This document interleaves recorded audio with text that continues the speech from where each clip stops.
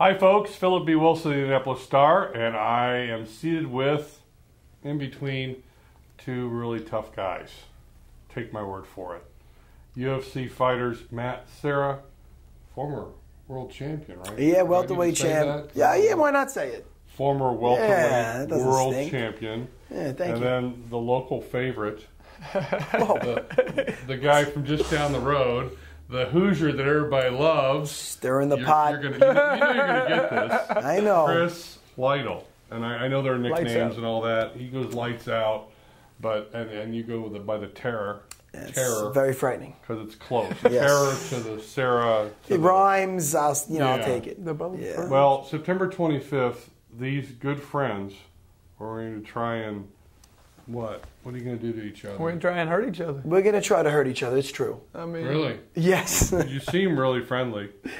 I mean, you don't seem like animals. We don't dislike each other. We're both friendly guys, but it's a sport. We're going to try and both going to try to be victorious. So that's what you have to do. Octagon cage. Put the pads on those. How much those pads weigh? What are they? 4 ounces. 4 ounces. Yeah. So you still feel it if the former boxer gets you. Oh yeah. In the highly unlikely event that the local favorite would tag you, you'd feel it. You know what? Probably not going to happen. It could happen. Probably not going to happen. So probably not going to happen. Probably. Really? No, I'm just kidding. I mean, we're just trying to knock on wood right now. We're going to put on a good fight. You like this? Let me tell you. Yeah, he's telling me he's not even training. I go, come on, Chris, what are you saying? I'm going drinking after this. Is what I told he's not even training. You believe this? Oh, man, listen. You know how many Fight of the Night bonuses this guy got? I think he has a record for the Fight of the Night bonuses. You're right. I'm not no dummy. You guys got it on in 2006. Yes. Split decision. It could have gone either way. Yeah, definitely. How intense was that fight? Oh, you know what? And I think Chris said it best earlier. We had a lot on the line. It was really, we both were fighting not to lose, then really putting it on the line and trying to win and put on the best show. And I think that's what Fighter season finale. Correct. Right? Exactly. This was the match. The winner got a title fight and a lot of money. A lot more money than the second place winner got. Yeah. I don't want to say the loser. So you let your head sit a little bit before you get in there. You're thinking a little bit. You have like a 3-month build-up in between the end of the show until you actually fight. Probably more than that. And all I was thinking about personally was, I got to win that fight. I got to win that fight. And more so is I can't lose that fight. I can't lose that fight. And that got into my head, and it kind of helped me think I'm never going to fight like that again. So. But it was a great show, wasn't it? Yeah, but you know what? We could do better. I feel we could do better. With our skill set, both standing and on the floor, I think it's made to be a barn burner. And I believe that's what you're going to see on September 25th. I was a little surprised, but maybe that's my ignorance about mixed martial arts fighting. I talked to Chris a couple times, maybe 3 times. Obviously, as I said, the local guy, Southport High School, right? Indianapolis firefighter. Correct. I just thought, well, they'll just give him some cream puff. Dana White will just throw him some bone and he'll beat on him and take him out in a couple. No, they give him this Serra guy who they went, I mean, didn't give the guy a cupcake here at all. This will be a tough fight for the local, and you're going into the kind of the Lions Den here. Yeah, I'm expecting to hear some boos. I'm thinking about coming out with earmuffs. Huh? I said, don't do it, people. Don't boom. Don't get him fired up. Don't boom. I don't think that's going to work, buddy. Thank you. Don't be disrespectful, but hey, whatever. People are going to do whatever. He's being really nice. He's a good guy. Yeah. He's a good man. Again, it's 15 minutes of fighting. We'll be cool afterwards, but we're going to put on a hell of a show. We want fight of the night. We're going to throw caution to the wind and feet on the floor, wherever it is. It's gonna be a hell of a show. Fight of the night. Now that's money.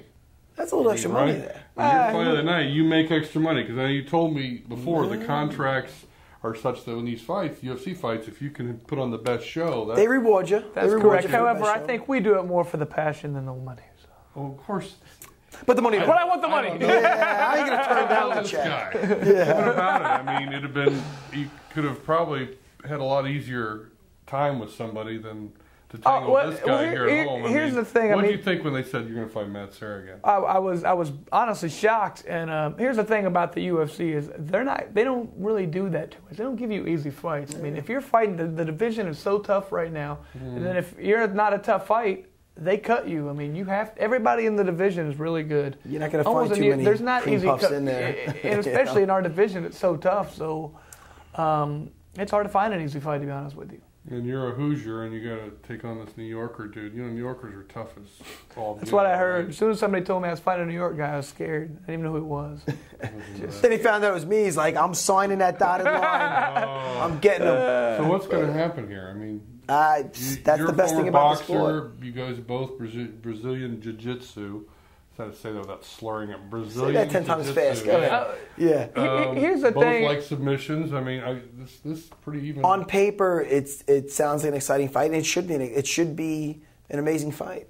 It really should be, and that's what gets me the most excited.